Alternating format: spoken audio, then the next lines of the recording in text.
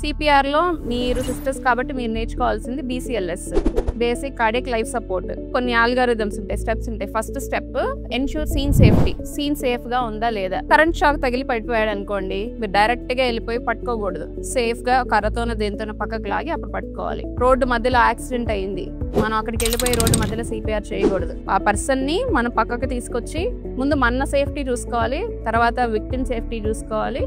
Safe గా ఒక పక్కకు తీసుకొచ్చి పడుకోబెట్టి అక్కడ మనం సిపిఆర్ అనేది స్టార్ట్ చేయాలి. తర్వాత చెక్ ఫర్ రెస్పాన్స్. ముందు కళ్ళు తిరిగి పడిపోయాడు, రెస్పాన్సివ్ గా ఉన్నాడో లేదో చూసుకోవాలి కదా. చేయడానికి సైడ్ నుంచి షోల్డర్స్ మీద తట్టాలి. కళ్ళు తెరవండి, మీ పేరేంటి, ఏదో ఒకటి, ఆర్ యు ఓకే, ఏదో ఒకటి అని అడిగితే తను ఒకవేళ కాన్షియస్ గా ఉంటే తల ఊపడం గానీ మాట్లాడడం గానీ ఏదో ఒకటి చేస్తాడు, తను రెస్పాన్సివ్ అని. కానీ కళ్ళు తిరిగి పడిపోయాడు కాబట్టి మనం రికవరీ పొజిషన్ అనే దానిలో పెట్టాలి. రెస్పాన్సివ్ గా ఉంటే రికవరీ పొజిషన్ లో పెట్టాలి. రికవరీ పొజిషన్ లో పెట్టి మనం ఫర్దర్ ఏ ట్రీట్మెంట్ చేయాలి, ఎందుకని కళ్ళు తిరిగి పడిపోయాడు అనేది చూసుకోవాలి. ఫర్ సపోజ్ రెస్పాన్సివ్ గా లేడు, ఏం చేయాలి next? Call for help. Help కి పిలవాలి ఎవరన్నా, మీరు ఒక్కళ్ళు ఏం చేయలేరు కదా. ఇలా పేషెంట్ అన్రెస్పాన్సివ్ గా ఉన్నాడు రండి అని చెప్పి కాల్ ఫర్ హెల్ప్. తర్వాత అప్పుడు మనం ప్రాపర్ గా చెక్ చేసుకోవాలి ఏమేమి ఉన్నాయి ఏమేమి లేవు అని చెప్పి. సరే, ఎలాగ రెస్పాన్స్ చెక్ చేస్తాం? ఆల్రెడీ రెస్పాన్స్ అయిపోయింది కదా. తర్వాత పల్స్ అనేది చెక్ చేసుకోవాలి మనం. ఫస్ట్ సెంటర్ లో మనకి ట్రేకియా ఉంటది, ఇక్కడ హార్డ్ గా ఉంటది కదా. అక్కడ నుంచి నేను ఇటు సైడ్ ఉన్నాను కదా, ఫింగర్స్ ని ఇలాగా సెంటర్ నుంచి ఇలా సైడ్ కి, ఇది ట్రేకియా కదా, ఈ పక్కన ఒక మజిల్ ఉంటది కదా, ఈ రెండింటికి మధ్యలో ఫింగర్స్ డిప్ చేయాలి. తెలుస్తున్నాయి మీ పల్సేషన్స్ మీకు తెలుస్తున్నాయా? సో తనకి అలా చేయాలి. ఎంతసేపు చేయాలి? ఒక అరగంట చేయకూడదు, 5 to 10 seconds. సో ఇది చేయడానికి 1001, 1002 అలాగా మనం లెక్క పెట్టాలి. 10 వరకు మనం చెక్ చేస్తూ అదే టైంలో చెస్ట్ చూడాలి, చెస్ట్ రైజ్ ఉందా లేదా. ఈ హ్యాండ్స్ తో పల్సేషన్స్ చూస్తాం, చెస్ట్ రైజ్ చూస్తాం, బ్రీతింగ్ తీసుకుంటున్నాడా లేదా అని. పల్స్ ఉంది, బ్రీతింగ్ ఉంది, బట్ కాన్షియస్ గా లేడు. సో మనం రికవర్ పొజిషన్ లో పెట్టాలి. లెఫ్ట్ లాటరల్ పొజిషన్, లెఫ్ట్ కి తిప్పి రైట్ హ్యాండ్ ని తల కింద పెట్టి ఈ చెయ్యి ఇలా ఉంటది, ఈ కాలు ఇలా ఫోల్డ్ చేస్తారు, అది రికవరీ పొజిషన్. మన అన్కాన్షియస్ గా ఉంటే టంగ్ వెనక్కి పడిపోయి వాళ్ళకి బ్రీతింగ్ ప్రాబ్లం అవుతుంది. ఆ ఫిట్స్ వాళ్ళకైతే నొర వస్తూ ఉంటుంది, సెక్రీషన్స్ ఉంటాయి కదా, అవన్నీ ఆస్పిరేట్ చేసుకుంటారని మనం లెఫ్ట్ సైడ్ కి తిప్పితే ఆ సెక్రీషన్స్ అన్ని బయటకు వస్తాయి, టంగ్ కూడా ఎయిర్ వేని అబ్స్ట్రక్ట్ చేయదు. సో ఫస్ట్ బ్రీతింగ్, పల్స్ రెండు ఉన్నాయి, అన్కాన్షియస్ గా ఉన్నాడు కాబట్టి left lateral position. Second condition ఏంటి? పల్స్ ఉంది కానీ బ్రీతింగ్ లేదు. అప్పుడు ఏం చేస్తారు? మనమే ఆర్టిఫిషియల్ గా బ్రెత్స్ ఇవ్వాలి. ఎలా ఇవ్వాలి బ్రెత్స్? ఏదైనా కర్చీఫ్ ఏదన్నా ఉంటే అది పెట్టి ఇవ్వచ్చు, లేదంటే పాకెట్ మాస్క్లను ఉంటాయి అవి పెట్టి ఇవ్వచ్చు. సో ఇది యాంబు మాస్క్. ఇది ఏం చేస్తుంది? మనం స్క్వీజ్ చేస్తే లంగ్స్ ఎలాగైతే ఇన్స్పిరేషన్ ఎక్స్ప్రెషన్ అవుతాయో మనం ఆర్టిఫిషియల్ గా ఇస్తాం. ఇది ఫేస్ మీద పెట్టాలి. ఎలాగా? ఇది ఎక్కడ పెడతారు? బ్రిడ్జ్ ఆఫ్ ద నోస్ మీద పెడతాం. ఇది చిన్ మీద పెడతాం. హెడ్ టిల్ట్, చిన్ లిఫ్ట్ అనాలి. ముందు హెడ్ టిల్ట్ చేయాలి, చిన్ లిఫ్ట్ అంటే ఇలాగా కొంచెం పైకి. తర్వాత మనం హెడ్ అండ్ సైడ్ నుండి C అండ్ E టెక్నిక్ అంటారు. C ఎక్కడ ఇది C, ఈ 2 ఫింగర్స్ C ఫామ్ చేస్తున్నాయి, ఈ 3 ఫింగర్స్ E. సో ఈ C తో మనం ఏం చేయాలంటే ఇక్కడ పట్టుకుని ఇలా కిందకి ప్రెస్ చేయాలి. ఈ E ఉంది కదా, E తో మనం జా మీద పెట్టాలి. ఇప్పుడు ఇది ఉంది కదా, C తో పట్టుకున్నాను, టైట్గా పట్టుకుంటాను. ఈ E తో ఒకటి ఇక్కడ ఉంటుంది, సెకండ్ ఫింగర్ మధ్యలో జా బోన్ ఉంటుంది కదా, లిటిల్ ఫింగర్ వచ్చి ఈ యాంగిల్ దగ్గర. So C and E technique తో దీంతో ప్రెస్ చేస్తాం. ఈ 3 ఫింగర్స్ తో ఏం చేయాలి? లిఫ్ట్ చేయాలి, జాని లిఫ్ట్ చేయాలి. లిఫ్ట్ చేసి స్క్వీజ్ చేయాలి. స్క్వీజింగ్ ఎలా చేయాలి? 1001 to 1010 చేసాం కదా, దీనికి కూడా ఉంటుంది. 1001 squeeze, 1002 release, 1003 squeeze. Proper CPR లో 30:2 రేషియోలో చేస్తాం. ఇప్పుడు మనం ఏం చెప్పాం? పల్స్ ఉంది బట్ రెస్పిరేషన్స్ లేవు. ఇప్పుడు 5 seconds కి ఒకటి చేయాలి. అలాగా మినిట్ కి 12 వస్తాయి. 10 to 12, 5 to 6 seconds కి ఒకటి. ఓన్లీ రెస్పిరేషన్స్ లేకపోతే 1 breath every 5 to 6 seconds, 10 to 12 per minute. మీరు ఇచ్చేటప్పుడు మీరు ప్రాపర్ గా వెంటిలేట్ చేస్తే చెస్ట్ రైజ్ వస్తుందో లేదో చూసుకోవాలి. మీరు జస్ట్ నొక్కితే సరిపోదు, చెస్ట్ రైజ్ అయితేనే మీరు ఇచ్చింది పేషెంట్ కి వెళ్తున్నట్టు. సో దీన్ని ప్రాపర్ గా టైట్ గా పట్టుకుని స్క్వీజ్ చేసినప్పుడు పేషెంట్ చెస్ట్ కొంచెం రైజ్ అవ్వాలి. మీరు రిలీజ్ చేసినప్పుడు చెస్ట్ కొంచెం కిందకి వెళ్తుంది. ఒకవేళ అవ్వట్లేదు అనుకో ఏం చేసుకోవాలి? ఎయిర్వే అని ఉంటుంది మనకి, గుడెల్స్ ఎయిర్వే. సో ఆ ఎయిర్వే పెట్టుకుని ఇది పట్టుకుంటే వెంటిలేట్ అవుతారు. థర్డ్ సినారియోకి వస్తే నో పల్స్, నో బ్రీతింగ్.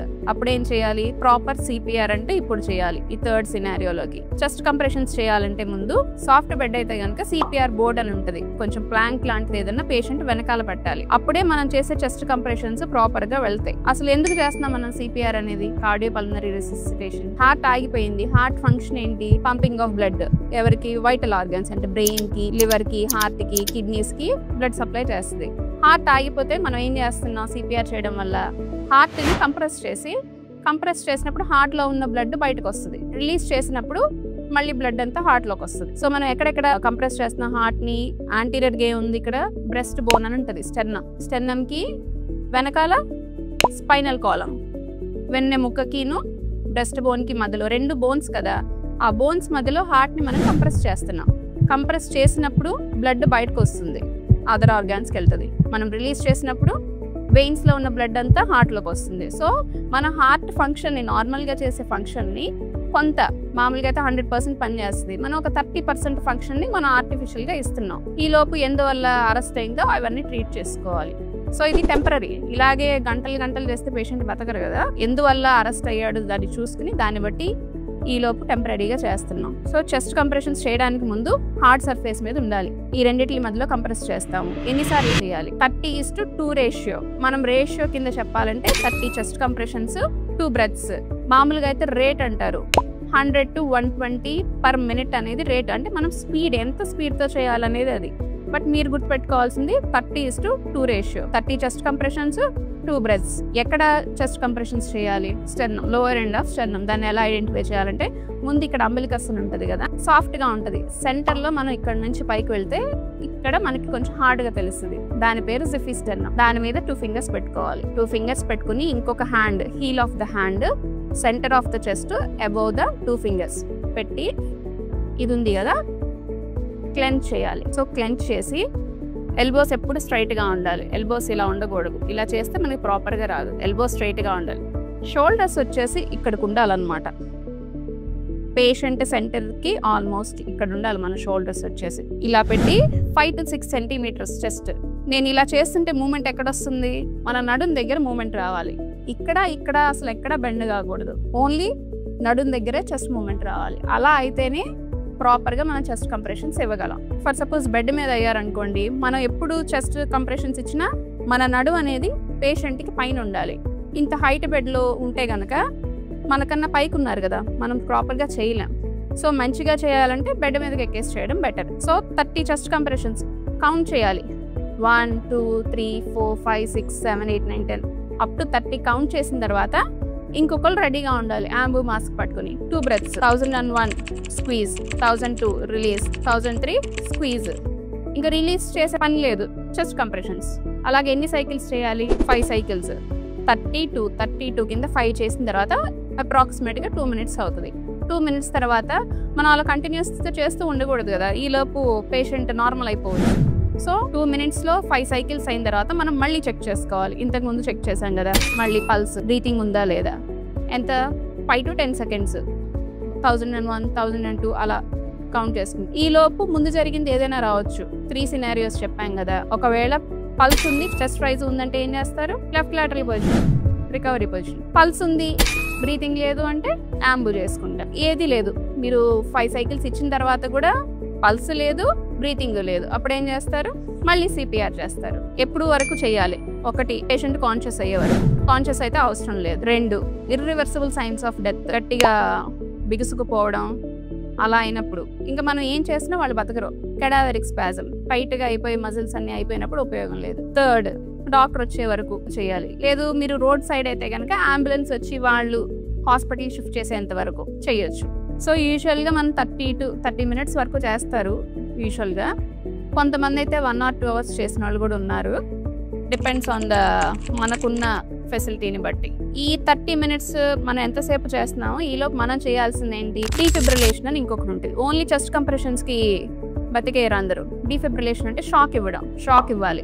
మనం చూపిస్తారుగా మూవీస్లో డీఫిబ్రిలేషన్. అవి ఎప్పుడు చేస్తారు? ఎరిథ్మియాస్ అని చెప్పాను కదా, వెంట్రికులర్ ఫిబ్రిలేషన్, వెంట్రికులర్ టాకికార్డియా అని ఉంటాయి. హార్ట్ నార్మల్గా కొట్టుకోకుండా అది ఇలా కొట్టుకుంటా ఉంటుంది, సరిగ్గా కొట్టుకోదు, ఫిబ్రిలేట్ అవుతా ఉంటుంది. అలాంటి కండిషన్స్లో మనం షాక్ ఇస్తాం. దానికి మనం డీఫిబ్రిలేటర్ అని ఉంటుంది. ఈసీజీ లీడ్స్ పెట్టుకుని దానిలో కనుక అబ్నార్మల్ గా ఉంటే షాక్ ఇస్తాం. షాక్ ఇచ్చిన తర్వాత కొంతమంది రివైవ్ అయిపోతారు. లేదు అంటే గనక మనం టూ సైకిల్స్ తర్వాత ఇంకా అవ్వట్లేదు అంటే ఏం ఇంజెక్షన్స్ ఇస్తారు? Only adrenaline. ఎట్రోపిన్ ఎప్పుడు ఇవ్వాలి? బ్రాడికార్డియా, హార్ట్ తక్కువగా కొట్టుకున్నప్పుడు మాత్రమే ఎట్రోపిన్. అసలు కొట్టుకోవడం మానేస్తే ఎట్రోపిన్ కాదు, ఓన్లీ ఎడ్రినలిన్ ఇచ్చుకోవాలి. ఎడ్రినలిన్ అలాగా మొత్తం 3 డోసెస్ వరకు ఇచ్చుకోవచ్చు. మనం ఒకసారి ఎడ్రినలిన్ ఇచ్చాం కదా అని ఆగిపోకూడదు. సెకండ్ డోస్ వెంటనే లోడ్ చేసుకోవాలి. ఎడ్రినలిన్ 3 to 5 minutes ఇస్తాం. అలాగా మాక్సిమం 3 డోసెస్ ఇచ్చుకుంటాం.